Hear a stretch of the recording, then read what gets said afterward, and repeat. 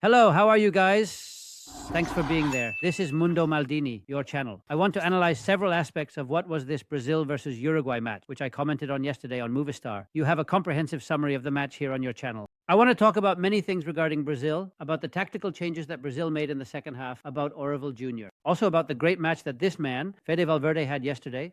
I think Valverde had a spectacular game. Valverde, we are going to see many things from the Wyscout report. Valverde, along with Uruguay's center backs, had a great match.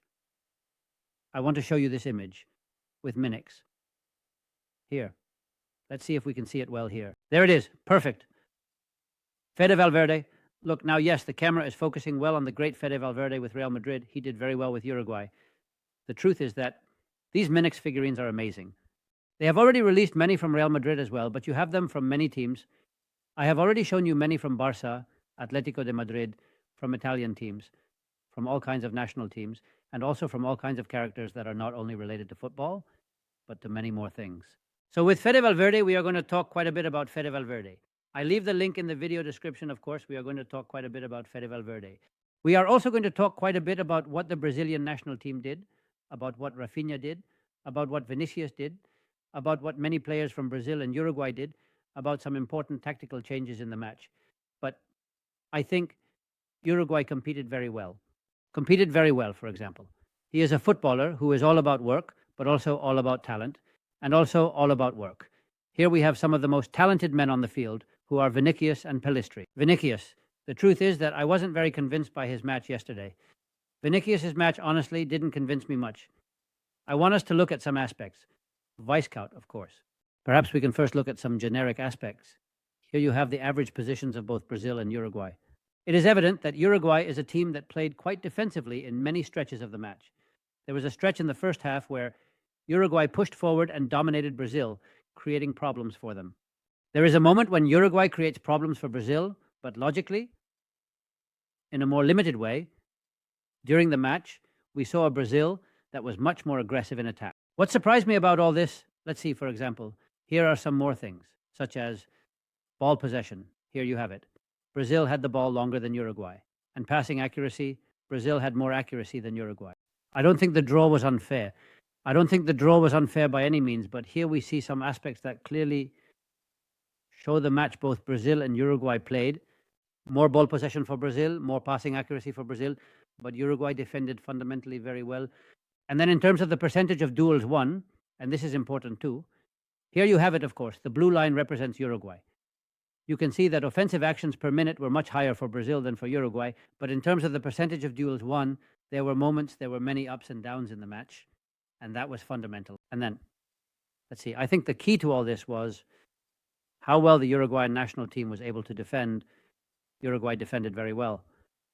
They had a solid, spectacular defense.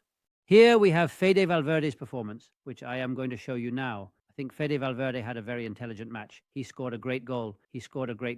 Of course, with that cut and then shot with his right foot. And Ederson practically couldn't do anything about it, but I liked it a lot. You will see how Fede Valverde, logically, Uruguay didn't have the ball much. So Fede Valverde struggled a lot more with the ball. He struggled a lot more. But if we look at Fede Valverde's stats, 66 actions, 1 shot on target, 83% passing accuracy, 3 successful dribbles out of 4 attempted, but above all the actions he made, notice that near his area, he wins practically all duels, and against his rival, he also wins many. He grew in the second half, having more actions than in the first. This happens a lot to Valverde. When teams seem more exhausted, he keeps growing because physically, he is an absolute marvel. That's what Fede Valverde is. I want us to look at some details as well, like, for example, what Vinicius did. Let's see, Vinicius was not good yesterday in the match, and Vinicius played quite centrally. First, let's see exactly what Vinicius did, where he moved. Here you have Vinicius's stats. 61 actions, 30 correct, just under 50%. Only 21 passes. He participated very little in the game, and you can see he didn't have much impact. I believe this is an order from Orival Jr. You see that Vinicius didn't have as much weight as a winger on the flank. He was constantly playing centrally, losing many actions, but constantly inside. Here you have everything Vinicius did, and I have prepared some for you. I didn't like Vinicius's match, and I think that yesterday I was not convinced at all by what Dorival Jr. did with Vinicius. You will see, for example, the start of the match, this play, this action. Here you have Vinicius and Raphinha both playing centrally, and Gorjesus, who is a forward that sometimes works a lot off the ball and comes back to receive. Here you have the trio, the three of them, Raphinha, Vinicius, and Gorjesus. Let's see another image. Vinicius was constantly playing centrally. The issue is that Abner needed to push up much more along the flank. The other day I mentioned in the Venezuela-Brazil match that we hardly saw Abner arrive on the left side. In this match, it was obvious he needed to get forward much more. Now we see Abner, but Vinicius is centrally positioned with Igor Jesus and Raphinha logically behind. Here we have Raphinha and Bruno Giménez, and we see more actions. Here we have it in the second half when Luis Enrique came in. Vinicius and Luis Enrique both playing centrally. Before we look at the puzzle that Dorival Jr. ended up creating, the Brazil team, I want us to also see, because here we try to analyze a bit why things happen, what Uruguay did well, what Uruguay did poorly, what Brazil did well, what Brazil did poorly, and Abner. Well, let's see. It was almost impossible for a left back of the Brazilian national team to attack less than he did in Venezuela. But still, 0 shots, 0 dribbles, 0 crosses. Only 10 duels. 29 actions, 22 correct. But look at what he did. They practically ended up changing him in the second half, but it's really very little. I say again, this time Usain had more, logically, on the left side as he did in Venezuela, but it's really very little to put Vinicius inside. I believe that the fullback attacked from the other side, and Abner practically didn't do that.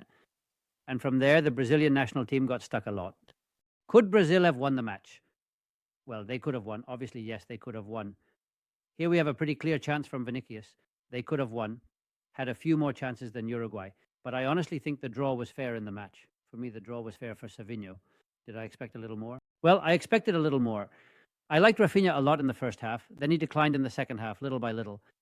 And what is evident is that the Sudoku he ended up creating. Here we have another action from Vinicius, is one of the first of the match. Then the Sudoku that Brazil ended up creating, of course, they had to make many changes because they were losing 0-1. And from there, they quickly equalized. Gerson equalized for Brazil. Now we see Gerson, which I find interesting how he is integrating into the Brazilian national team. But before we see Gerson, I want us to look at the Sudoku, as I was saying. Well, look at the team with Martinelli in the midfield. This is the position Martinelli occupied because they had to put Raphinha on the wing. I didn't quite understand it because in the end, Raphinha is a player who can do a lot from the inside. It was Martinelli who was here, Raphinha on the left, Vinicius, Bruno Guimaraes, Danilo who was joining the attack, Estebao who had come in for Sabinho, and Luis Enrique. Look at the number of forwards. Raphinha, Vinicius, Martinelli, Estebao, Luis Enrique. Of course, with a 1-1 draw, the Brazilian national team had no choice but to do this. In the end, I think the team, look, another play with Martinelli. Notice where Martinelli is. Notice where Martinelli is positionally, if that's how it is. I mean, Sabinho on the right, and then Vinicius and Luis Enrique, who played more centrally instead of playing on the wing. Oliva Jr. did some very strange things yesterday because Luis Enrique worked very well when he entered the right wing, taking Savinho out. Then in the end, he ended up putting Estebao in as a second striker alongside Vinicius. I don't know, very strange things that Brazil did yesterday. By the way, excellent, I said it, excellent match by Valverde. Excellent performance from the two center-backs of Uruguay yesterday. Oliveira was impressive. Great match from the Napoli player. Sensational match from Oliveira. Very good from Giménez as well, but especially Oliveira. 2009, I think, had an outstanding match. Honestly, I think he had an absolutely outstanding match. And to finish, while we see the image of Gerson here, let's look at Gerson and some more general data about this Brazil versus Uruguay match.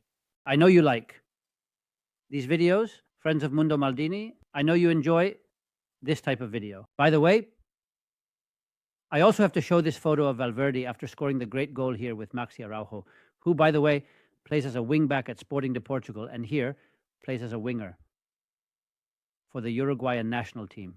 I was going to tell you about Abner in Brazil. You will see it quickly now. About Abner in Brazil, sorry, I mean Gerson in Brazil, because it's true that he has started off on the right foot. Gerson scored against Venezuela yesterday, participated a lot, and I think he has taken Usain's spot. I don't know if permanently, but he certainly resembles Lucas Paquetá. He only missed one pass out of the 38 he made.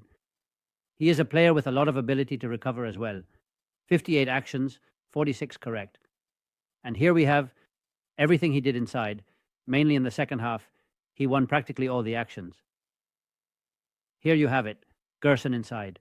A couple more details to finish. I think we can see the ball circulation, which I know you also like a lot, the ball circulation of both Brazil and Uruguay. Let's start with Brazil. Here we have it already. Here, wait, they are grooming it. Here we have it already. Here is Brazil's ball circulation. The defense very high, logically. And look, lot inside, clearly a lot inside with Vinicius. This is Vinicius's average position, number 7. Vinicius, Igor, Jesus, even higher than Igor, Jesus, Abner a little higher. But yesterday, Vinicius forgot to play on the wing. He played as a forward, and I think that ultimately harmed Vinicius, in my opinion, and harmed Brazil and the Uruguayan national team. Here you have it. Logically, very little combination near the area, but they held on and held on very well. They pushed the defense forward when they could, not getting too far back. They held the defense when they could, had moments of suffering, but in the end, they earned a draw that they honestly deserved. They have done. Uruguay has had some very good matches. These two, the match against Colombia, which they ended up winning heroically, and this draw in Brazil lifts the spirits of Marcelo Bielsa's team again. Hug, bye, bye, bye, bye.